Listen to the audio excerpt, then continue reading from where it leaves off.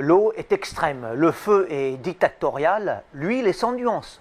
La lune est radicale, le jour est absolutiste, l'infini est sans mesure.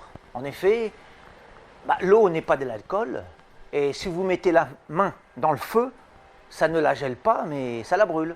De l'huile, c'est du gras à 100%. La lune n'est ni le soleil ni la terre, et le jour est l'exact opposé de la nuit. Quant à l'infini, il n'a nulle limite.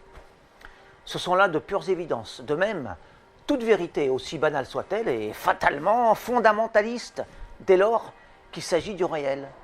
Aucun principe n'est en soi modéré. Tout dans la réalité est doctrinaire. C'est l'essence même des objets, des phénomènes, des êtres que d'être intégriste. Une femme est une femme, un homme est un homme, un arbre, une pierre, un piano, une pomme, etc. Par nature, toute chose, quelle qu'elle soit, est nécessairement ce qu'elle est, et pas autre chose. Un lapin n'est pas une brouette. Une enclume ne voyagera jamais sur le dos d'un nuage. Un camion n'a rien à voir avec un parasol. Voilà un chapelet d'énoncés bien intolérant pour les adversaires des concepts extrémistes, pour ne pas dire rétrograde, fasciste, nauséabond. Bref, que signifie avoir des idées extrémistes?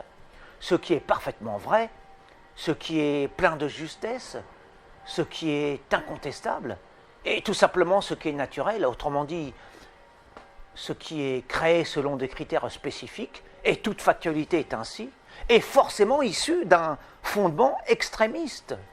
Rien dans ce monde n'est modéré. En quoi un kangourou devrait-il faire preuve de modération dans le fait d'être un kangourou? Même les opinions que l'on croit lisses, édulcorées, mitigées, sont des positions éminemment drastiques.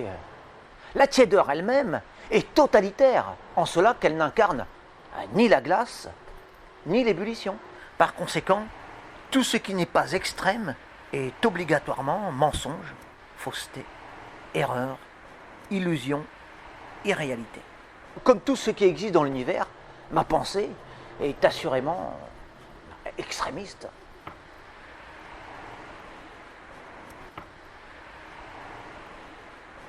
Même le chat est extrémiste.